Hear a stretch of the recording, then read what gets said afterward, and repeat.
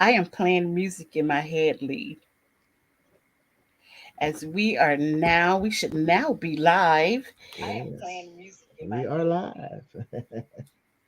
So I'm going to turn down my volume on all my devices and want to say good evening, good afternoon, good morning to our guests, wherever you are. Feel free to chime in and invite a friend. Definitely share. Everyone has been waiting for today's broadcasting. So we're finally here. And you see our subject and our title, and you've seen our flyer. I'm here with my brother in Christ and my comrade, my faithful, definitely a leader, a servant leader for life. Yes. Um, no other than Lee Wright. And if you read our flyers over the course of the week, you see that he is retired from the United States Air Force, and he happens to have, is it a Bronze Star? No, not a Bronze Star. But it's a Purple Heart. It's a The Purple Heart. Purple Heart. Yes, Lee has the Purple Heart, and we'll talk to you later about that story and how he arrived at that Purple Heart. But this month just happens to be a very special month for Lee and I, based on our time spent in Saudi Arabia. 26 years ago. Wow. Can you Yes. imagine, Lee? 26 years ago. And I'm thinking, that long? It's been 26 years It has. already? It Well, has. if you don't know, my name is Dr. Betty Speaks, and I am a civility leader. I also enjoy helping others experience a life change now. And I say now, NOW, because there's no other way. We all go through different challenges in life, and if we take those challenges and opportunities and turn them into something rememberable and rejoice over them, because it's a part of our plan. I remember telling someone that we're the chosen ones for so many different things that we encounter in life. So you can actually Google me to find out who I am, what I do, and most importantly, some of the things that I've accomplished in life. And I say Google now because it has gotten just that serious. So I'm going to turn the mic over to my comrade, my colleague, and now a BFF, Lee Wright, so he can introduce himself. Well, thank you, Dr. Betty. My name is Lee Wright. I am a wow. Let's see. I'm getting so many titles Yes. lately. It's just a matter. I guess I'll just start by saying I'm a child of God. Uh, Mm, that probably trumps everything else in my life. But I am a son. I am a father. I am a fiance. I see my fiance Sonia Smith has come into the broadcast and like, hey, babe, thank you for coming. I am an author as well, and I'm just grateful to be here on this platform with you, sharing just a portion of our story and the fact that we're coming together as two people who at the time did not know each other, but yet we have a similar story. And I don't know about you, Dr. Betty, but the longer that I'm able to live and walk this earth, it seems like there are always more people who I encounter who share our experience, mm, who share that time that they were there, and yet in the moment our paths did not cross. Um, yes. I happened to actually on Father's Day I was speaking at a men's conference, and of course there were women there too. And after I was done, a lady came up to me and she said, "When you mentioned Kobar," she says, "that brought back memories for me." She says, "I was there as well." And she says she was in the army at the time, and but she departed on the 23rd, Oh, so two wow. days prior she Mm, departed. And it was like my. So again, as the longer we live, the more times, even in random places, I encounter people who understand our story and the things that we deal with even today. how amazing is that? And you're right. It's the moment I did the poster of the two of us. I forget, you and I did an event. We did a call last year together, and Hmm. then to read your bio, and I'm thinking, wait a minute, he's telling my story. This is me he's talking Yeah, about. Where did he yeah, get this information from? So it's like, how important is it for us as leaders to encounter something and then be able to talk about it? We go through life and we encounter, there were so many different bombings and or terrorist attacks and things that have gone on way before our time. yes, Even in the city of Khobar, or in Saudi Arabia rather, there were terrorist attacks all around us. But we thought we were on the safest compound.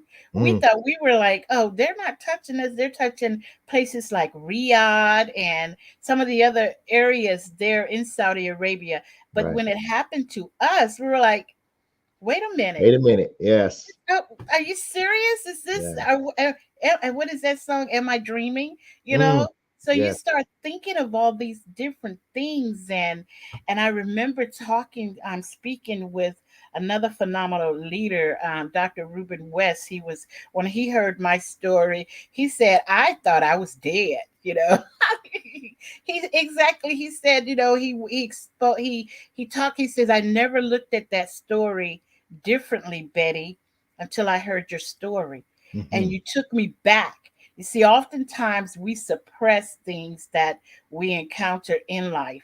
And Yes. and what I love about what we're doing, Lee, is we're educating others on it's okay to talk about it because it's healing. As we were speaking behind stage, we thought that, hey, Yolanda's giving us both shout outs, Hey uh, there. like, yes, yes. So we actually talked about behind the stage, how important it is as leaders to lead. And in order to lead, you have got to be a You've got to be a follower. You got to be a servant. yes, you got to In be a order servant. to lead, you have to be a servant. Uh, Mm, I feel this is me. I feel it is impossible to lead if you cannot serve. yes, You know, yes, it's impossible to be that leader if you can't yourself roll up your sleeves and put in the work.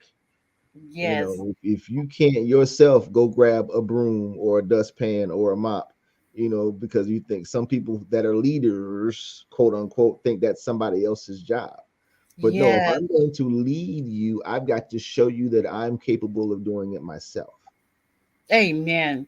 And one of the some of the other things that you and I, um, as we talk about being stationed at Khobar Towers, and you spoke about a friend of yours. I don't know if you said it this time or behind stage, how she left 2 days prior.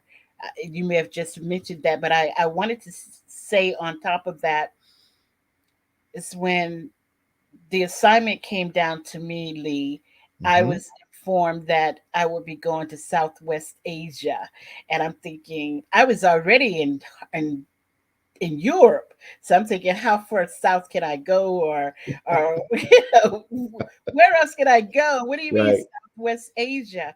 So I'm like, where on earth is Southwest Asia? So I was puzzled, honestly. And when my commander said to me that you were chosen, again, here's that chosen word, you were chosen to be in charge of 45 augmentees. And for our listeners, augmentees are you're going to go and be in charge of other soldiers. So I had not met these augmentees. And normally, when a new person comes into your command or under your leadership, you have the opportunity to build community with them. You get Hmm. to know them. You build a relationship, and you build a relationship with one another. But if you're going on a 40 on an assignment with 45 augmentees that you've never met, and you're told that you're needed for this assignment, and you begin to think like, but I haven't met them. It's 45 of them.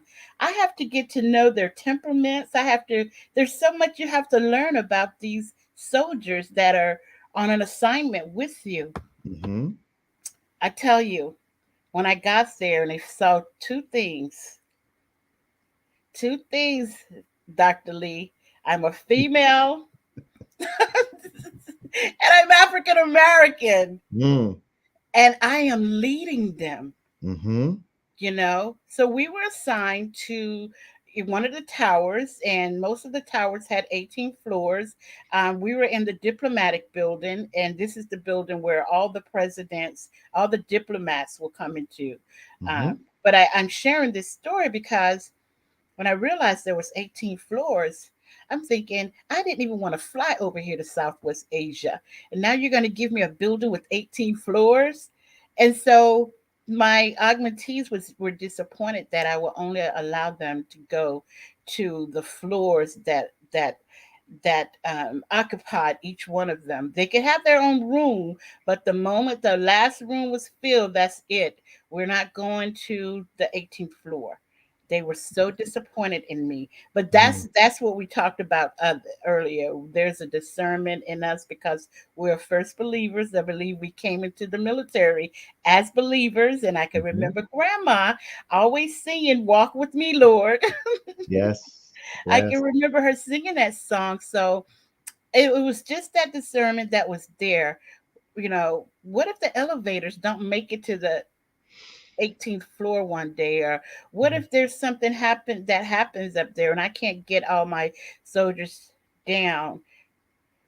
So something did happen. Yes. Something happened.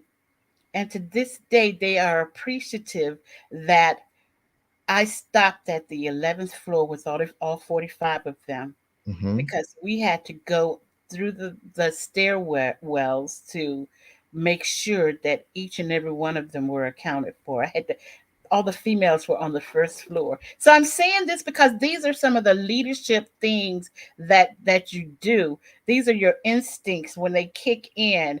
And we talked about that also, Lee. We Yes. talked about being a leader. We were trained with military skills, and Mm-hmm. when this attack happened, I was in the shower. It's at night. We talked about how thieves come to steal, kill, and And destroy, destroy. especially in the evening. Yes. Yes. So it was around it was after 9ish. After 9 that evening, Saudi time. Yes. Yes, ma'am. And it was still hot. It was so hot. You're probably like, what are people doing in the shower at that time of night? But it was so hot there. I mean, you in the double digits, not it's 100. Yes, triple Easily. digits. Triple digits easily. Mhm. And of course, at the night, and I always tell people I was if because it was so hot. I was a youngster, still like to play basketball, and they had basketball courts that were outside. Yes. But you played. If you played, you played at like 3 a.m. because Yes. then the temperature was like maybe 85, 90. So but that was the coolest part of any day was about 3 a.m. And so yeah, people don't understand heat Mm. unless you have been in one of those places in Mhm. Saudi Arabia and Afghanistan. That's when you understand what heat is. So we complain here in the States when it gets to 90, 95, and like it's not the same. It's not the same. It's not the same.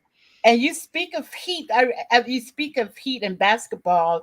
We were actually running. We were the reason I had gotten into the shower that late, because that's normally when we did our PT around Hmm. 7 o'clock in the afternoon, right before dusk came about. We would be out doing our PT, and I was stationed with. We also spoke on this. This was a joint force assignment, Yes. means that there we had the Air Force, the Army, the Marines, Navy. Um, did I miss anyone? Yeah, we also had our coalition forces that were there with us. Yes, I remember the Brits were there on yes, the compound as well. So yeah, we was a full. Everybody was there. yes. It Everybody was was there. definitely a jump force. And you talk about the Brits, we used to have so much fun with them. They would invite us out to. We lived on compounds. Most of them were in off post housings and things of that nature. And I got so spoiled. I'm spoiled to this day of not driving. I always run for the passenger seat. Yeah. Yes. I Yes. run for the passenger seat to this very day because I don't want to drive, and I was spoiled by that being over there. But going back to playing basketball and being and doing things at different hours that we weren't accustomed to, the Hmm. dining facilities were open 24 hours. You Yes. know, Yes. because people wanted to eat at various times throughout the day. It was just so different being over there, and you are prepared for an amazing assignment because it's a joint force assignment. Hmm. Everyone is getting along really well together. We Hmm. were on Khobar Towers, which was in Bahrain. Daron. Daron, yes, I'm Yep. thinking of the basic training song now. But yes, Daron, just being there, we didn't have any fear. There was no like we had no inclination that anything would take place, and you felt safe because of all everyone that you were surrounded with. Now my position, I had to leave base every single day to go to the air base because that's where my duty was Hmm. as a contractor, as a logistician, which is something else you and I have in common. Yes, we're both logisticians. So Yes. to leave every day and not fear anything, and to come back and then have this event that took place. Where were you? Where were you, Lee, when it all took place? So the one thing I need people to understand is, especially as leaders, because if you ever go back and you look at the story and you read the story or you find articles about the story, Mm-hmm. people always talk about those that were in leadership at the time. Our Mm-hmm. colonels, our generals. Mm. What could they have done more to help protect the forces that were there? And I have to tell you this because, unfortunately, in government, there's always somebody who's going to take the blame. Someone is going to be quote unquote a scapegoat. I can tell you this from experience because this was not my unit's first time in Saudi Arabia nor at Khobar Towers. It was like an annual rite of passage for my unit that I was assigned to. So we were always there. It was just this particular time we were on our summer rotation versus our normal winter rotation. But Mm. I can tell you that security measures at Khobar Towers were definitely heightened this Yes. trip as opposed to previous trips. There was more of a security presence. There were more barricades that were placed Yes. around and throughout the towers. There was more, what they call it, a concertina wire Mm-hmm. around the tower. So security, I think, and this is my opinion, I feel was as best as it could be given the location where we were. Now, for as for me, I was at the time of the attack within my tower. I had worked that day. We were preparing um, our aircraft. I work with aircraft maintenance, and so we were preparing our aircraft to depart very soon to go back home. So, of course, as a logistician, I'm making sure pallets and parts and everything are prepared. I'm doing that all during the day, and then a good friend of mine, who's now Pastor Sam Jackson, he and I worked together. He was a maintenance guy, and he said, "Hey, I'm working late today." He said, "Stop by the diner, which was the local eatery on the compound, and grab some fried rice." And so he said, "I'll eat it when I get back to the room." And I said, "Absolutely." So, of course, I made that stop to go get us some fried rice. And I was sitting in the tower enjoying mine when the blast actually happened. It was by God's grace, I believe, that I was one sitting where I was sitting, even though I was injured. I think it would have been worse if I were in my room at the time. So I'm truly thankful and grateful to God that I was where I was when that happened. And then, of course, the reaction post explosion is it's like what happened, Mm-hmm. what just occurred, Mm. because you don't know. There's shock, there's a little bit of fear and intrepidation, because this is 96, so you're talking, 90s. You're like, were we just hit by a missile or what? Because you don't know. Yes. And so, when another friend of mine, Al Sanders, he helped me out of the building, and we got outside, and the only thing you could see is, smoke and just orange glow in the night sky. You just did not know what exactly had happened. So, but at the same time, when you make it outside, Dr. Betty, and because we both served in the military, though different branches, that training kicks in. So the natural thing we did was we began accountability. We began Mm. self-aid buddy care. All those things that we go, man, we got to do this again and again and again. But Mm-hmm. in the moment that we needed that training, it kicked in, and we didn't have to go grab a book or have a manual to Mm-hmm. figure out what we needed to do. We just did it instinctively. Yes. So again, just the grace of God to make it through that. Not only me, but several of us, as you know, have survived that. And though we have injuries and scars to this Mm-hmm. day, we can say thanks be to God that we're still here. Amen, Lee. Amen. And I excuse myself for a second because as I shared with Lee prior to coming live, I said, did everything just heighten? It just things just heightened because it felt as though it just happened. It felt as though people say you live, you forgive and forget, and some things we forgot, we're forgiven, but this is something that is so hard to just put past you. It's not, it's a different type of forgetting.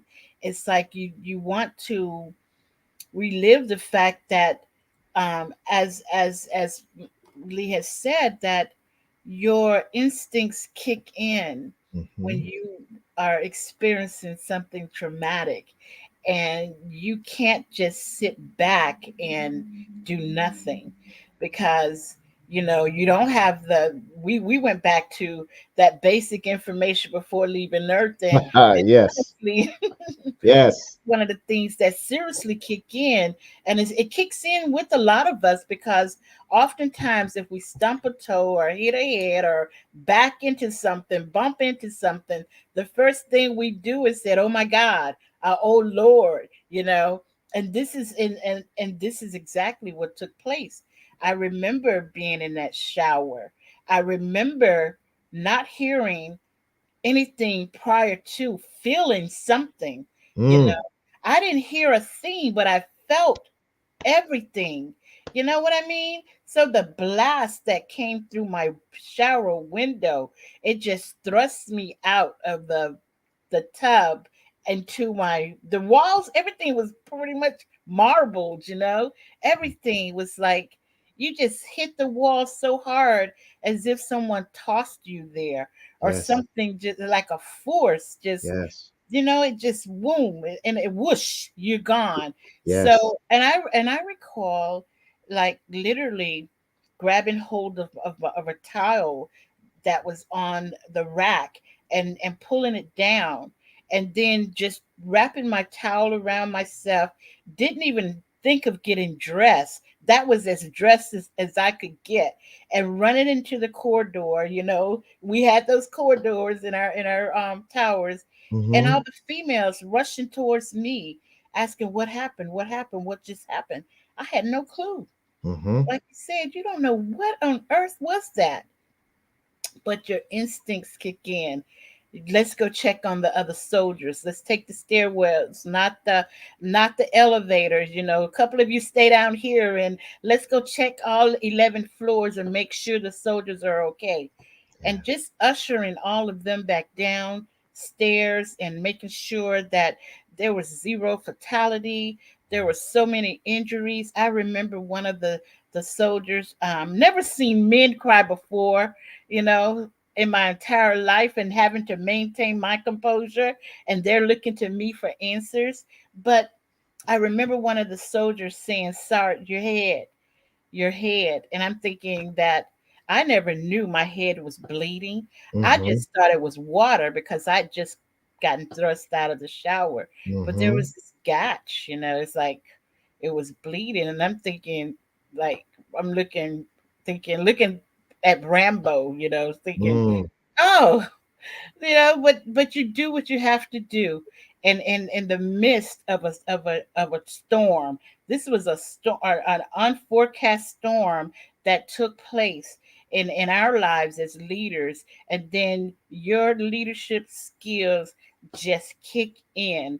We talked earlier, also about you have something to say. Go ahead, spit Dr. it Betty, before you move on, because you said something that out. uh that just hit me, and because at oftentimes I speak, when I do get to speak about Khobar Towers and the things that have happened, and there's a portion of my story that I share that you just echoed, and it hit me because I don't think I've talked with anyone else that has been there that has that particular experience that you just mentioned other than myself. Mm, And that was a portion where you said audibly mm, you didn't hear anything. And we share that mm, because I'm the same way. Audibly, I can't tell you that night that I heard the right. explosion. The only thing for me was a flash of light, and Mm-hmm. then, like you said, the whoosh of the wind. Mm-hmm. And for where I was in the day room, it was the sliding glass door coming towards me. But the audible portion of Mm-hmm. having a bomb explode as close to us as it was is not there for me. So I found it when you said that. I was like, wow, someone else has that same Yes. experience to not hear Mm-hmm. what happened, but only feel and again get tossed. My. Yes.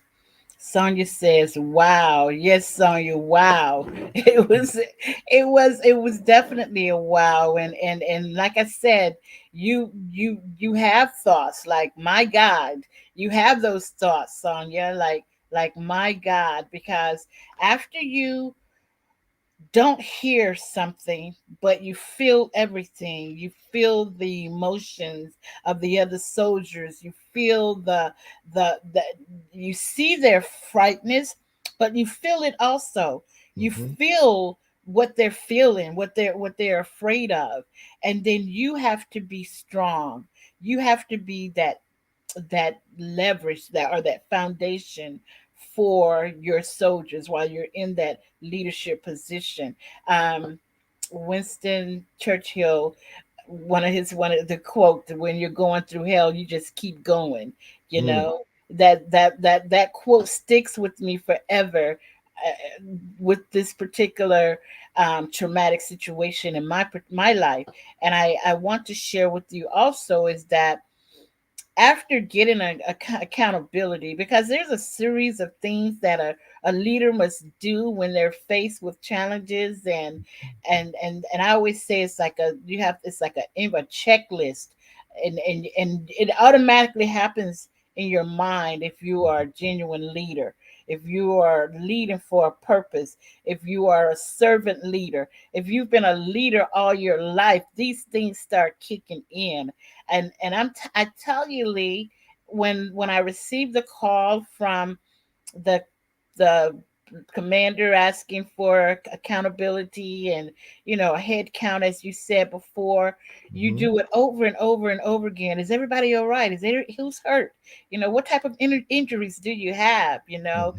And then you Mm-hmm. start servicing those injuries, because you don't know what's going on with the medical department or the medical team, the medical staff. You have no clue if they are a part of casualties or what's going on the outside, because you're so trained to take care of what's right there before you. And I Mm-hmm. remember that assignment. You're going to be responsible for 45 augmentees. I'm thinking, but I don't even know these kids. I'm not responsible for Mm-hmm. them, but that responsibility is a part of their safety, their Yes. well-beings, and their care, their hygiene, everything. And that's what being responsible for them, and so much more. And I think about their disappointment when they didn't want me to allow them to go to the 18th floor. Mm. But one of the buildings that had, was badly, I think that building was completely gone.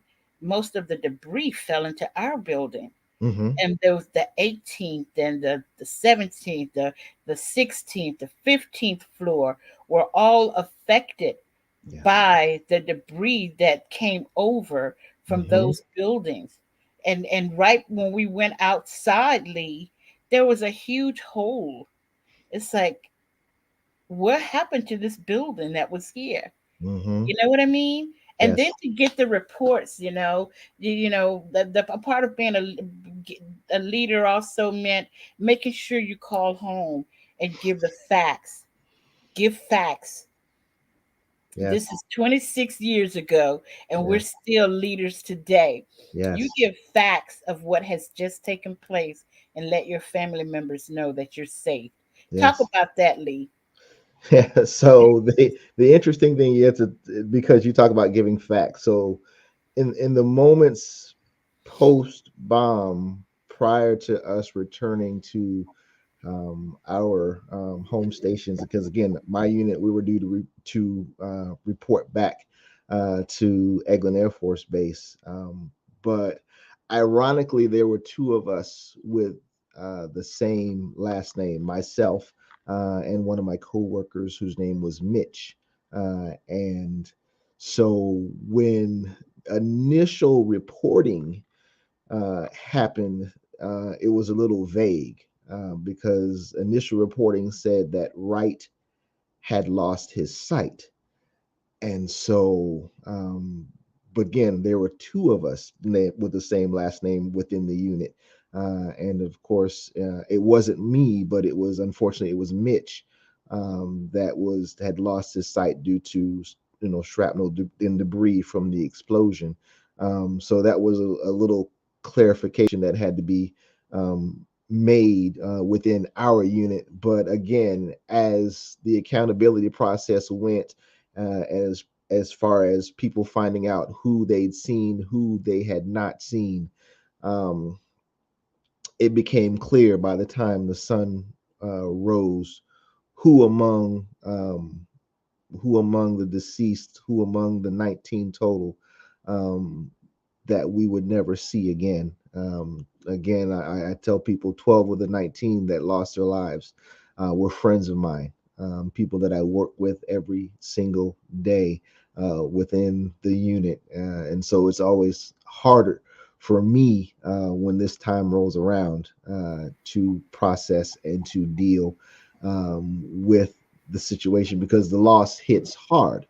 But at the same time, I'm thankful that I was able to communicate back to home and my mother, and get in touch with her, or not physically, but my mother was always working, so she had an answering machine.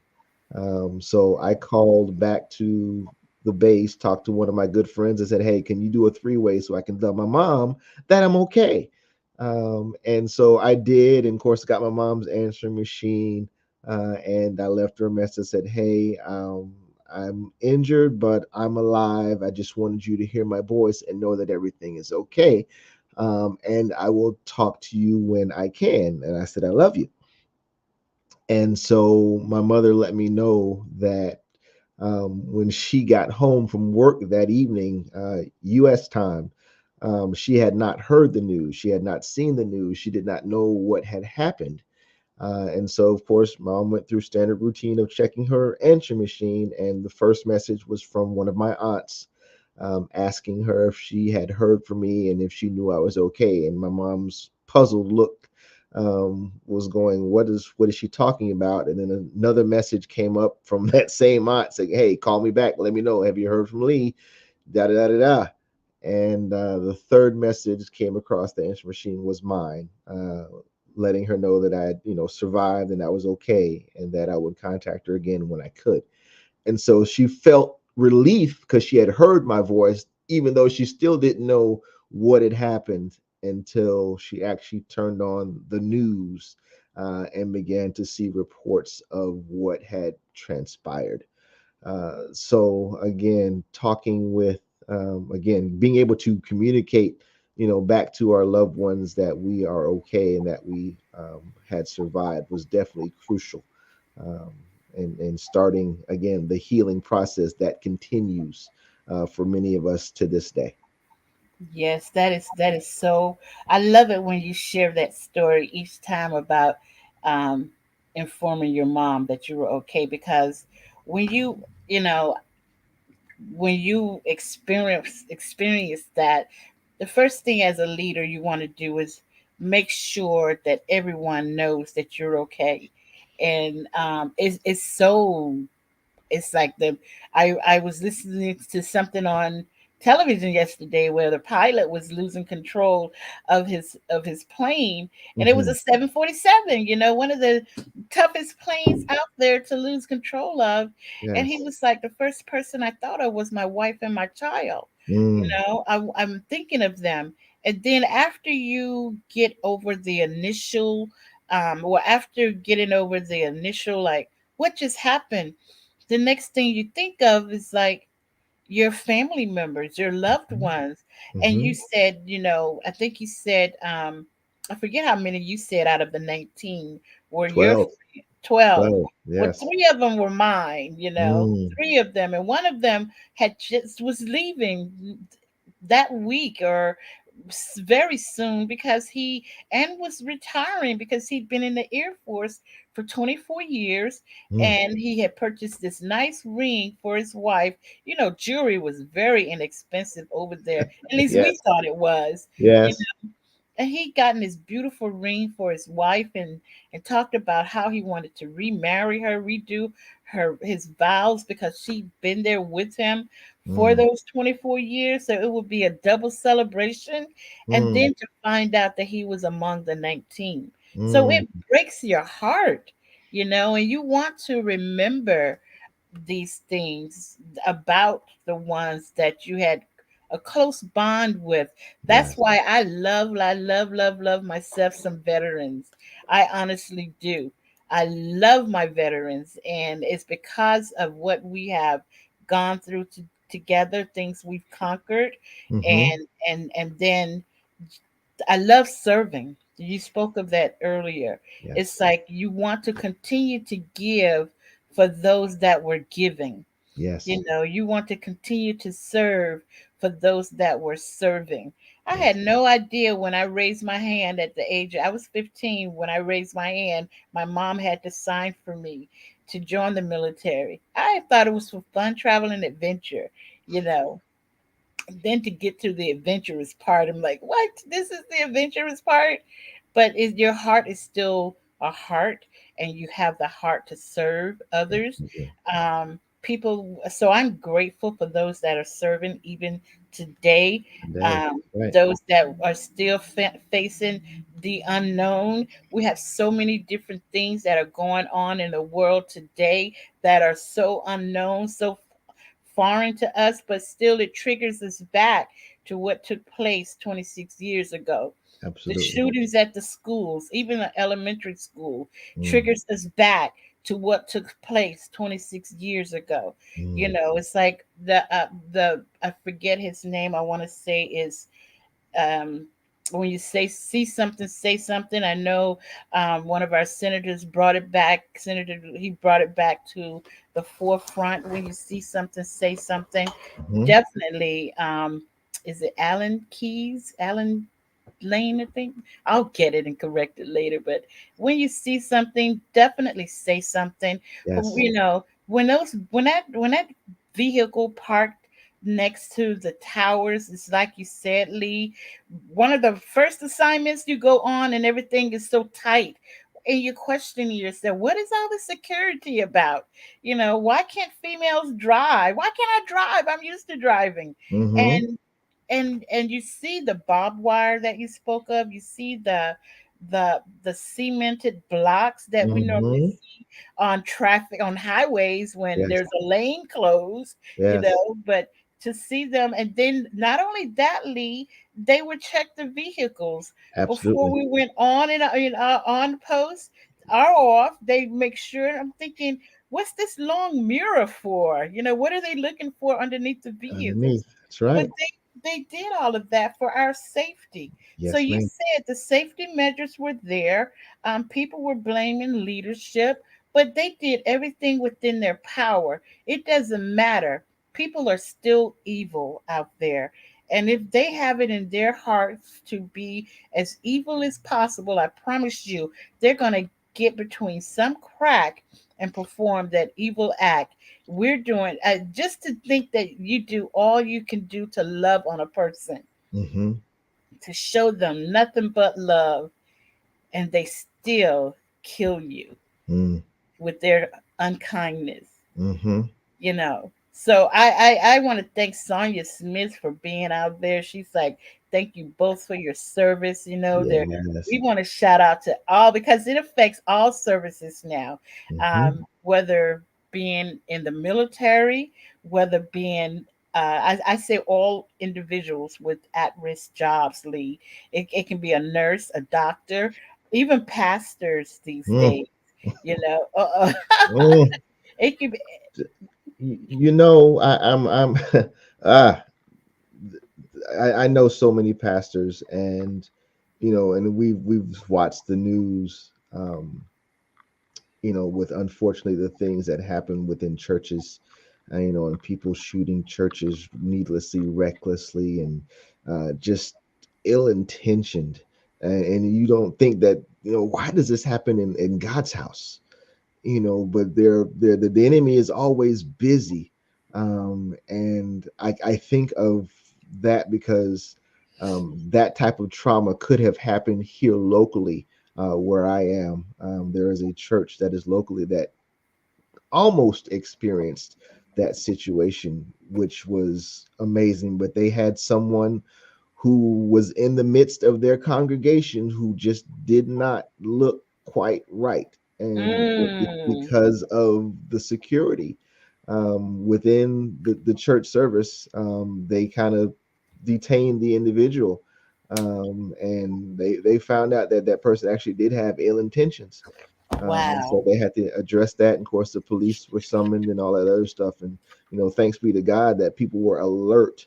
Um, and so, but I encourage people to always be alert and remain vigilant. So hopefully that we can avoid some of these traumas that we experience in life. And I also would like our viewers to understand that if you have experienced a trauma Mm. uh, in your life, it's okay, to not be okay. you know it's okay to not be okay, because people cannot put a timeline on your healing. People cannot put a timeline on your healing and say, oh, you need to be able to get over this by now, or you should have been able to get over this by now.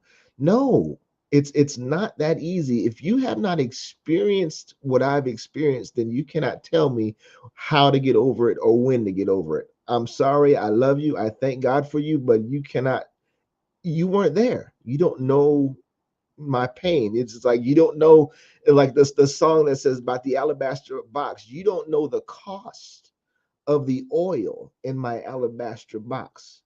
And so for people that experience trauma, it's okay not to be okay, and to, what we pray for strength and we pray for healing, and all of us deal with it in a different way in our lives. There are those of us who there are those, they haven't been through terrorist attacks, and I thank God for that, but you may have lost a brother, you may have lost a parent, you may have lost a spouse. And so those traumas stick with you, and no one can tell you or dictate how you get healed. I'm gonna say that no one can dictate how you get healed. And again, we've spoken. We are people of faith, so we know that God is able, and God is a healer, and God can mend our brokenness and our broken hearts. But at Mhm. the same time, that pain still can remain. It's been 26 years. I still have scars, Mm. like physical scars from 26 years ago. And there are subtle reminders of what happened to me.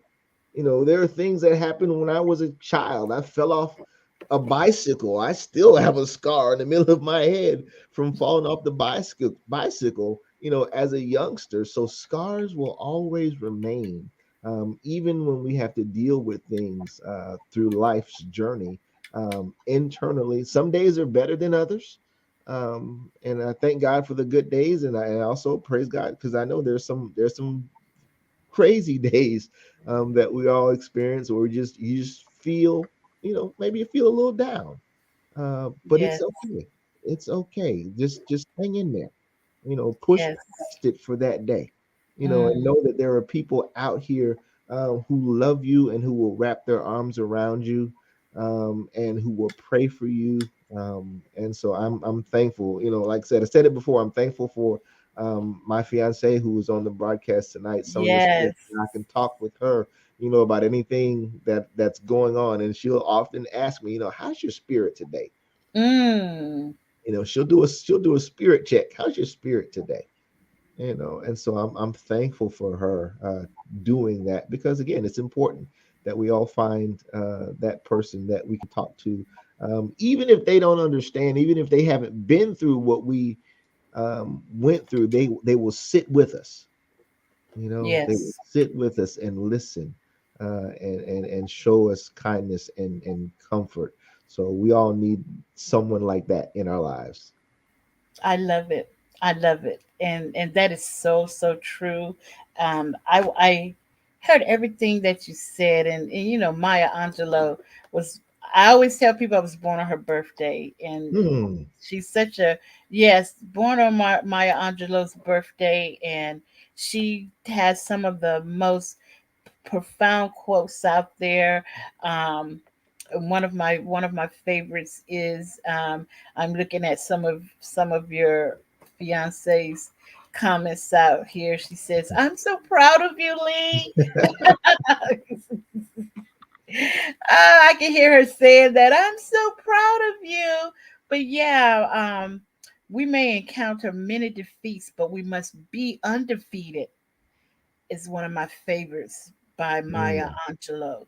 You know, mm, that right there was to me, as we spoke about the friends that we lost during that attack, mhm, and there were more than 300 injuries, but they're individuals. They've made Khobar Towers, just so you will know, our audience will know what has happened, what was next. They've turned that into a memorial, and mm, it is so beautiful that you're able to view it online, and some of those soldiers that encountered that were there, they've gone back honestly to participate in the upkeeping of that memorial, and mm. just to sometimes you go back to what traumatized you just to make sure you're still here, because some trauma can be debilitating to the Yes. point where it's like you feel like Superman. It weakens you, and that's what we talked about earlier. We were like, well, I would say me. You know, Mhm, mhm, I said, Lee, I don't know if I'm ready for this today, because you relive everything that you were exposed to. Yes. And although we speak about it, we've not gone this far, at least I haven't gone this far into details as to what took place, but Yes. so much more took place. And Lee also talked about injuries. Yeah, I still see my injury every day from being a part of the, the, the tragedy that took place there at Yes. Khobar Towers every day. And if I don't show it to someone, they would never notice that it's there. So Hmm. sometimes we pray, PREY, on things that Mm. things that may be a disability to us. But my Hmm. girl Jerry says it most. Your BFF, that is. She she said it's your abilities, don't let your disabilities enable you.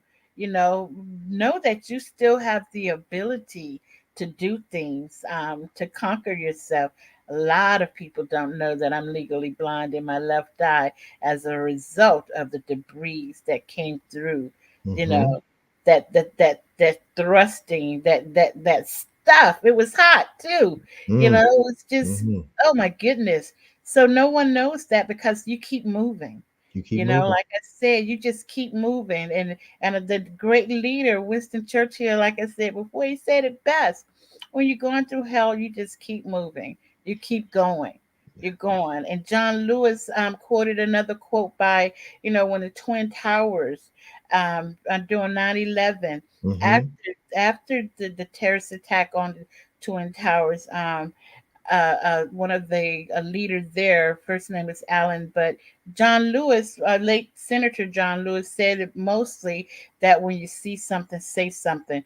This terrorist attack could have been avoided if someone saw something, and someone did see something, but it wasn't enough time to react. But he still is known as a hero today Correct. because he was on top of one of the buildings, and he saw this truck come up and park, and then the Absolutely. driver, like cowards do, ran away. you Absolutely. know yes, yes. So this is why we continue to love on those who try to steal, kill, and destroy us. Like my favorite man, I can call him my boyfriend now because I understood what he went through when he said, Father, forgive them, because they don't know what they're doing. Mm. You know what I mean, Lee? Hmm. We have to tell people, we just have to be and have that forgiving heart when someone offends us, and have no clue how offensive their offense is towards us. Mm. That we have a heart too, that we were there to protect and defend. We were following orders by being there. Hmm. And those augmentees that I had, they're most of them, their job descriptions, you were talking about seeing a light in the sky. Some of them were, they shot down, they were from Fort Bliss, and I was curious as to what is it that you do again. We shoot down the skies. I'm like, the ones that are flying in it, yes, that's what we do, shoot them down. But I had such admiration for them and Hmm. what their jobs were, staying up all night just looking in the skies to make sure we were protected, Hmm. protecting where we were. Yes. So, tell us about that book. You got a book out there. Yes, Dr. Betty. So I have a book that is releasing officially next month on Amazon and Books a Million and Barnes and Noble and all those big box stores. That is entitled "I'm Still Here," and the book is it's a chronicle of my life and my journey from what I call humble beginnings, growing up in sunny South Florida, through my military career, of course, dealing with the things that happened at Khobar Towers and that portion of my experience, and as well onto my post retirement career and life, and how God has brought me through so many ups and downs that I can't even tell it all. I thank God my book is only so big because if I told everything that God had brought me through, I'd probably might be thick as former President Obama, I believe, because his memoir is huge. And so, but I it is a journey, and it chronicles my life, and it shows people the things that I have been through. And I try to be as transparent as possible because Mm, I want people to take a lesson from the things that I overcame, in mm-hmm, hopes that in they when they read my story, they can become overcomers as well, and say, you know what, if he made it, I can make it too. um, and it's again, when you go through things, and we don't all lead perfect lives, so I share that, and I'm not perfect. I wasn't a perfect son, no, I had issues. But at the same time, I was able to overcome those issues, and to become the man that I am now, to become the fiance that I am now, the father that I am to my children.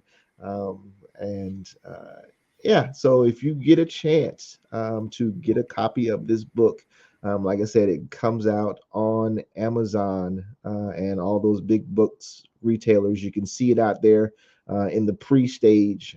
But if you want one that is autographed by me, I would invite you to visit my website, which is www.iamleeawright.com. www.iamleeawright.com.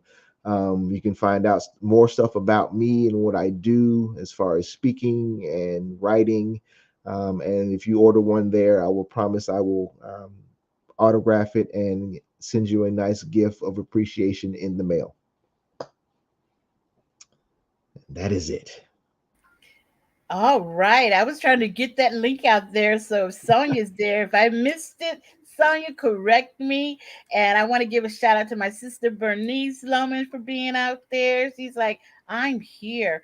This has been like, there's so much that we wanted to share today. But again, because this is such a touchy Mm. subject, and it still like feels as if it just happened yesterday, or is we're still, it's something hard to still process, even though Yes. it was 26 years ago. Yes. This is something that you wouldn't want to wish on anyone that's serving in the Mm. military. No. You No. that when you are, even with all the mass shootings and what's going on in other countries right now, you just, your heart feels it. And Yes. like I said, you become debilitated to the point where you know exactly what they are exposed to. Some Yes. people that are in leadership positions, and I take it personal because I'm thinking you've never led before. Mm. You have no clue what Mm. it means to be a genuine leader. Mm-hmm.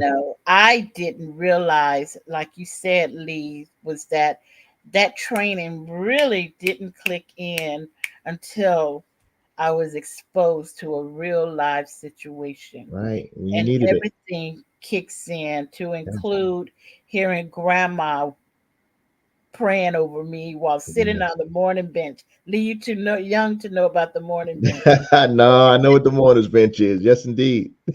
Yeah, so it's like, honestly, you have to be out. You have to show up for Lee's training, read his book, and definitely follow him. Nothing pleases me more than to cling with my veterans and be just, it feels like a genuine family. Yes. People say, "Where are you, Doctor Speaks? I haven't heard from you in a while." And I was speaking with a Marine friend a couple of days ago. No, where have you been? She said, "I went to my rabbit hole," and I'm literally thinking, "You go down in rabbit holes?" I'm thinking, "I hate dirt," and she says, "No, I just got quiet." I'm thinking, okay, so what I do is I find a corner and I read, I meditate, I These are the coping skills that you go through. And this Hmm. happens to me every June. Yes. Honestly, for 26 years, Hmm. June has been one of like, okay, they're going to talk about this in the media. They're speaking of media. When that incident first happened, my brother was the first person that contacted me, and everyone thought this incident took place on a Navy base. You know, Hmm. they were reporting wrong. They weren't reporting the facts like we spoke about earlier. Hmm. So they just celebrate this, they commemorate it, and it's talked about every June. And Hmm. it kind of is like, you know what it was like for D-Day, and Hmm. things that happen in other countries. Right. And you would say, why are people still joining the military? Because they're servants. Your servants. They are servants. Yes. And we take things real seriously when Yeah. we served our country. Those of us that were genuinely, in for the kill, you may say. But I want to thank you again for being here and just talking about um, how difficult this was for us being there, and our wounds that we still carry with us, physical wounds. you Yes. know these are physical wounds that we still have after being involved in that terrorist attack. Absolutely. It really, if anyone that was there managed to get away without a wound, they're one of the miracle babies. Hmm. Yes. So we Yeah. have other projects coming up together, Lee. I want to help you promote that your book. I'm still here because you mentioned that in the you were actually in the corridor where the sliding doors are. And when that took place, there were some people that were in the same position, but they were like cut. The glass just went through them. Hmm. Um, Yes. the Yes. recovery, the recovery of the wounded was horrific. Yes, You ma'am. know, that was an assignment to recover Yes, ma'am. soldiers, and we still live with that too. Yes, ma'am. So we want to thank Sonia for being here, for Bernice for being here, your BFF, and my friend Jerry for being here. And we thank those that will be here to rewatch this show because it was very lengthy. Like Lee said about his book, this like this incident, this traumatic incident will live with us for the rest of our lives, for as long as we have our lives over, but it is not impacting our lives. No. It does not control who we are, No. and we do not allow it to control our life. Right. We go in and we come back out. Yes. That's the strength that we have in us, Lee. You talk about that for a second as you do our close. Yeah, yeah, it's definitely even again, like you said, to talk about it even now, after 26 years, it still, brings back, thoughts, brings back memories, both good and bad. The good conversations that, I've had, that day with some of the ones who didn't make it back. Those things, those lasting memories that you'll always carry with you. um, but again, you don't let it hinder your moving forward. Mm, It will always be a part of you, but don't let it freeze you. Don't So for those again who experience traumas, that may not be an attack or an explosion, but it's something else. Don't let those traumas in your life grab a hold of you and keep you in a place of fear and intrepidation. Like I said, you will always have those moments where you feel down. You may feel a little depressed, but don't stay there. The sun will rise again on in your life and on your circumstance. So I just want to encourage each and every one of you to stay strong, and know that there are people out here who you don't even know that are praying for you. wow, that is so true. And I I am so proud of you, my brother. I want to encourage you to continue to go forward. I love the fact that you are on several platforms and you are so deeply rooted in God and His Word, and He has been blessing you abundantly in new relationships and being tethered to genuine leaders, genuine couples, you know. Yes. Um, and your fiance has been, she said, it has been so inspiring. She said your book is inspiring, and she's enjoyed this broadcasting. And Amen. it's nothing but one of the things I like to talk about most, truth. And we shared this. It's like evidence and proof of being somewhere and it being exposed to something, and evidence and proof of being a genuine leader and walking as a leader, whether female or male, Right. because women are really stepping up to the plate in their leadership roles. They're not taking that B word in anymore and letting you call Mhm. them that B word. They're being not necessarily a boss, but they're just being authentic and doing things righteously by staying in the real B word, basic information before leaving Earth. Yes, So ma'am. Lee, again, thank you for being here with us on today's show. Thank you, Dr. Betty. Continue to inspire others with hope, and I love to share that. Inspire others with hope so that they may soar. Hope is helping other people excel, helping other people enjoy life, helping other people every day, and then just help them to soar so that they can seize opportunities and rise against those things that they have encountered in life. So we thank you. We thank you, Sonia. Don't forget to send me my invite, you know. Oh my goodness. And Lee, multiple blessings to you, my brother. Thank you, Dr. Betty. Appreciate you. Appreciate all that you do. Yes, you're welcome.